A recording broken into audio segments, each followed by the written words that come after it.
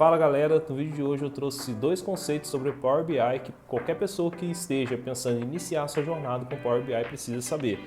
E esses dois conceitos são fundamentais. Muitas pessoas negligenciam, mas eles são muito importantes para poder fazer análise de dados com Power BI e com qualquer outra ferramenta de análise de dados, seja Excel, Tableau, ClickSense e aqui no caso Power BI que eu vou mostrar na prática para vocês.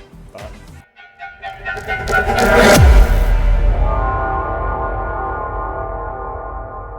Esse vídeo não é um vídeo chato, tá gente? Eu não vou ficar só no slide, vou mostrar aqui no Power BI na prática também, mas antes de ir para o Power BI a gente precisa estar com os conceitos bem claros na nossa cabeça e só depois a gente vai para lá, porque depois que a gente entender bem esses dois conceitos, isso vai ficar muito claro para a gente e vai facilitar muito o nosso trabalho no Power BI, tá?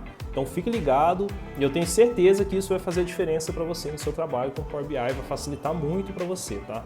E esses dois conceitos são tão importantes que para mim, eu era um antes de saber disso e hoje eu sou outro depois de saber disso. E esses dois conceitos mudaram completamente a forma como eu trabalho com Power BI, tá? Então fique ligado até o final do vídeo, já deixe seu like, deixe seu comentário também se você ficar com alguma dúvida e vamos para a prática. Então o primeiro conceito é chave primária. Tá? O que é a chave primária? Ou primary key. Primary key é a chave primária, né, traduzindo, é como se fosse a identidade de um registro em uma tabela de banco de dados. Assim como cada pessoa tem um número de identificação único, cada registro em uma tabela também precisa ter um identificador exclusivo. A primary key é identificador único e garante que não haja duplicação nas informações. Tá? Então sabe aqueles dados quando você tira um relatório de vendas, por exemplo, e esse relatório ele tem um número identificador único, que no nosso caso aqui no Brasil é a nota fiscal. Então a nota fiscal é o número identificador único de uma venda.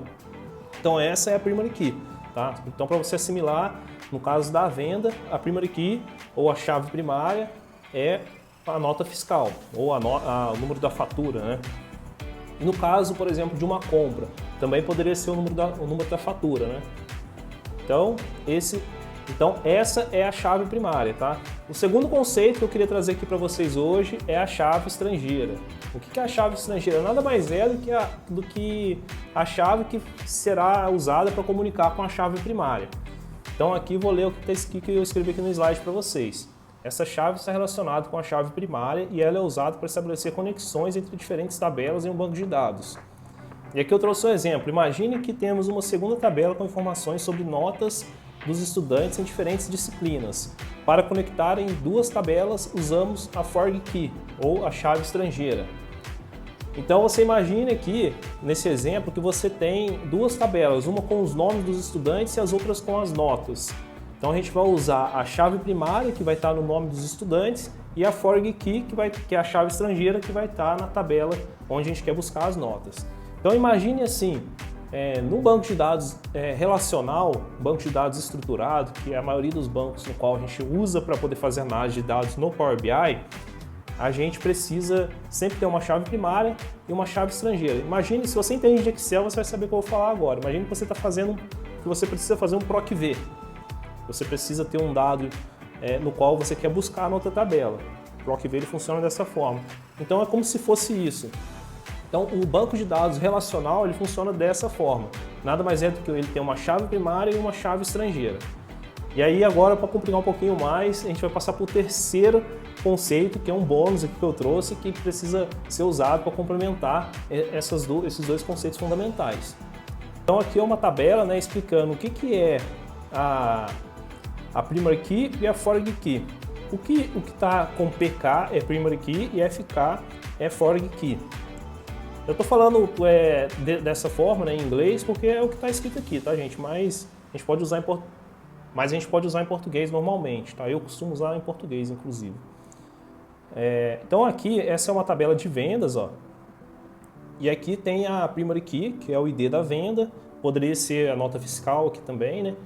A forg key, nesse caso, é o ID do cliente, forg key aqui também, o ID do produto.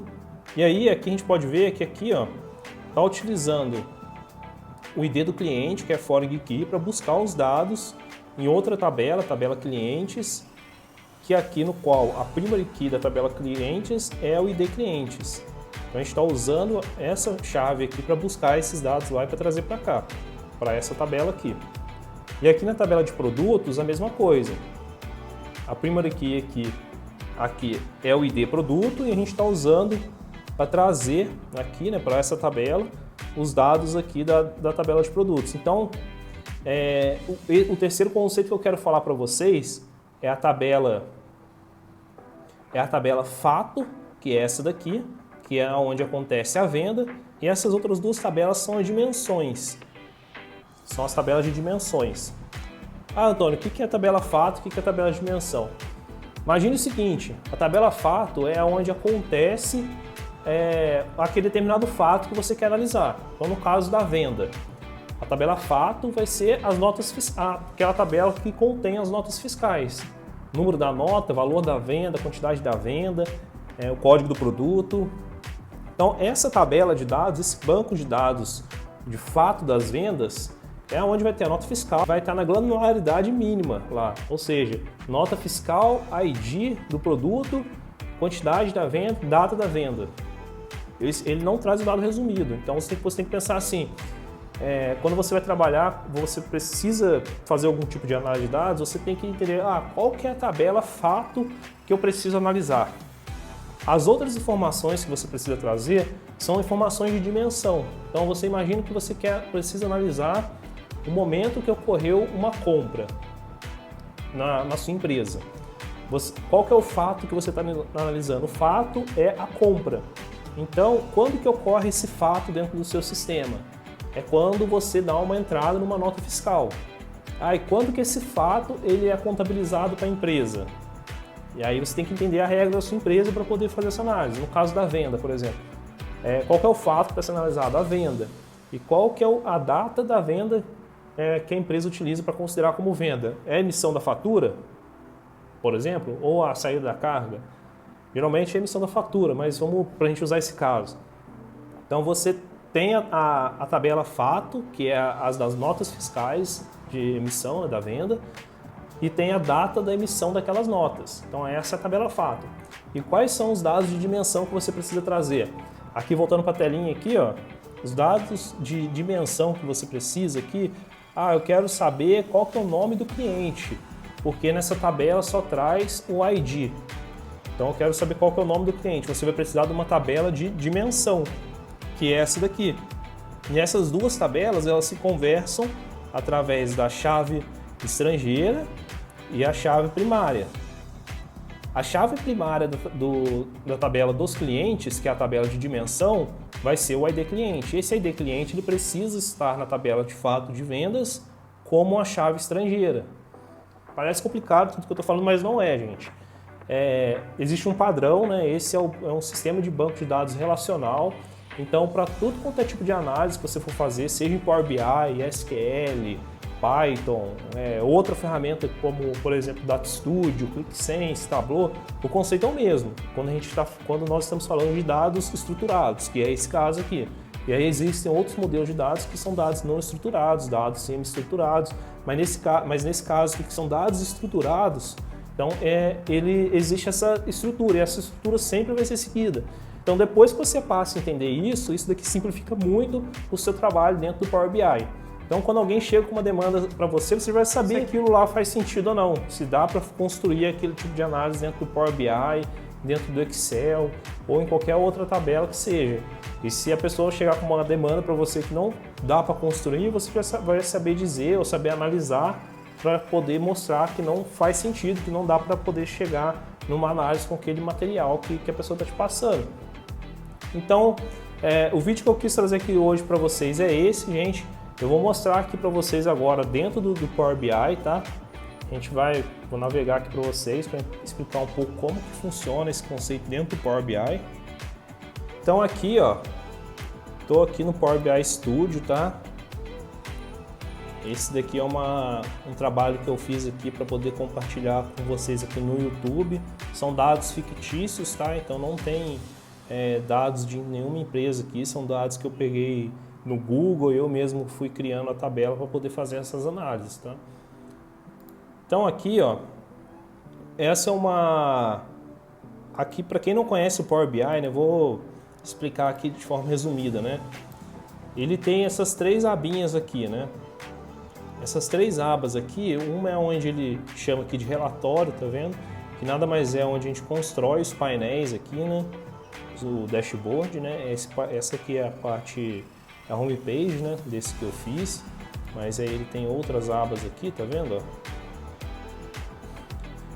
Aqui é a tabela, né? A tabela de dados. Então aqui é onde a gente consegue navegar nas tabelas de dados, ó. A gente consegue mudar aqui, navegar entre as tabelas. Aqui do relatório. E aqui é da modelagem dos dados. Aqui ele trouxe o nome de modelo. O que é essa modelagem dos dados? Nada mais é do que aquilo que eu estava mostrando lá nos slides.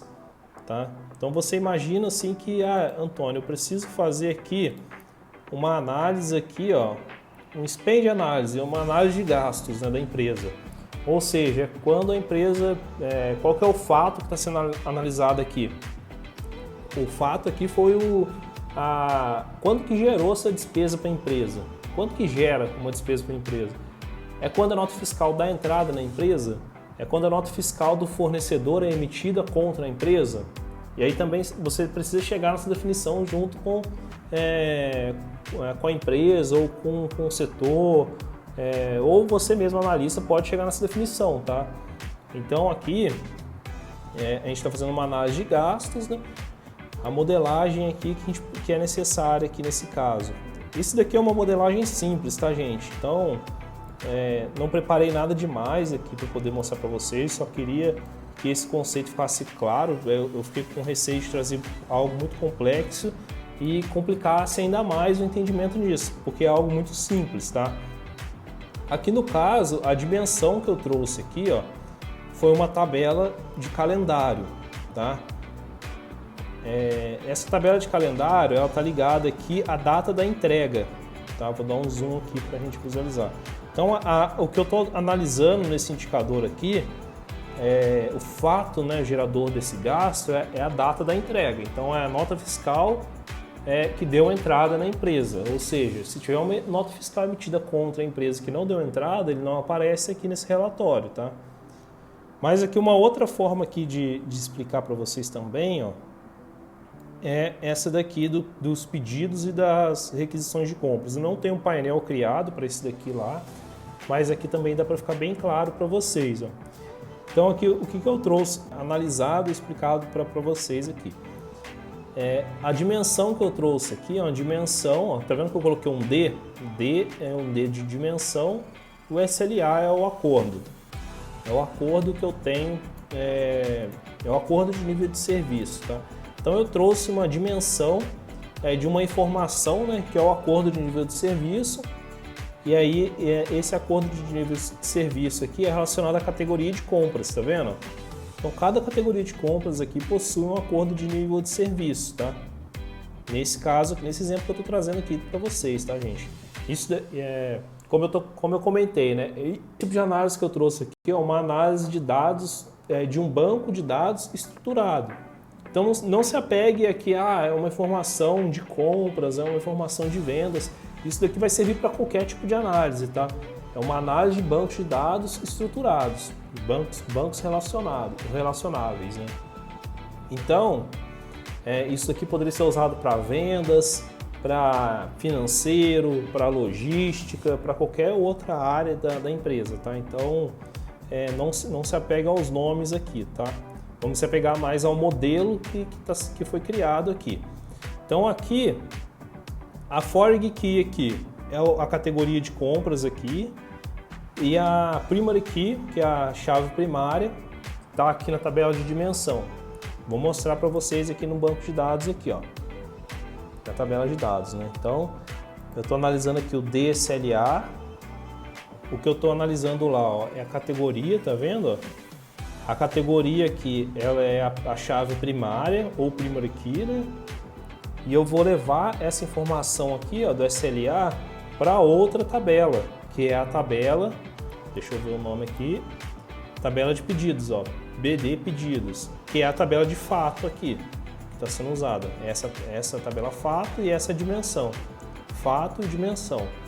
Aqui também, ó, eu poderia ter tomado cuidado aqui e colocado aqui que essa é uma tabela fato e essa aqui é uma tabela de dimensão e também colocado que aqui essa daqui era a chave estrangeira e essa daqui, e essa daqui era a chave, na verdade essa daqui era a chave estrangeira e essa daqui era a chave primária, né? Então também existem boas práticas na criação de uma análise de dados, tá? Então essas são algumas boas práticas. Eu não fiz aqui porque eu queria mostrar isso exatamente aqui para vocês, que quando a gente não faz, não cria essas boas práticas, fica muito difícil a gente passar para outra pessoa, fica tudo na nossa cabeça. Então a gente precisa criar também boas práticas, tá? Então aqui é uma tabela de dimensão, aqui é uma tabela de fato, aqui é a chave estrangeira e aqui é a chave primária. Vamos lá na tabela de pedidos para mostrar para vocês. Tabela de pedidos aqui, categoria de compras, aqui ó, essa coluna aqui ó. Tá vendo que os nomes são os mesmos, ó, serviços, consumíveis, peça de reposição. Aqui na outra tabela, ó, peça de reposição, ó, serviços, são os mesmos nomes que estão lá na outra tabela. Então, essa tabela aqui de dimensão, ela não contém linha duplicada, ou seja, a matéria-prima aqui não se repete, embalagem não se repete, nenhum nome aqui vai se repetir, não pode se repetir, porque senão não vai funcionar a relação entre as tabelas de dados, tá? Aqui na tabela de pedidos, né, no banco de dados de pedidos, essa informação já se repete, tá vendo? Vamos lá, peça de reposição, ó, tá vendo? Já se repete, matéria-prima, ó. Porque aqui ela está sendo usada como chave estrangeira. Então a chave estrangeira ela se repete, a chave primária não se repete. Tá? Vou mostrar uma outra coisa aqui para vocês. O número do pedido de compra aqui, por exemplo. A requisição de compra aqui também poderia ser. A requisição de compra nesse caso aqui, ela não vai se repetir, porque aqui ela é uma chave primária também. Então ela não se repete. Não tem como comprar a mesma coisa duas vezes, com o mesmo número de requisição de compra. O número do pedido, vamos ver se tem aqui ó, pedido de compra aqui ó. Ele também não vai se repetir, porque ele é a chave primária que está sendo utilizada aqui. Então se eu quiser buscar, por exemplo, de repente lá no contas a pagar, uma informação no banco de dados do contas a pagar, do financeiro da empresa, relacionada a esse pedido de compra, lá no banco de dados do financeiro, esse pedido de compra vai estar como chave estrangeira.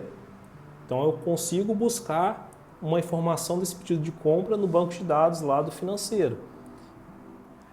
Bom, galera, o vídeo de hoje é isso. Espero que vocês tenham gostado.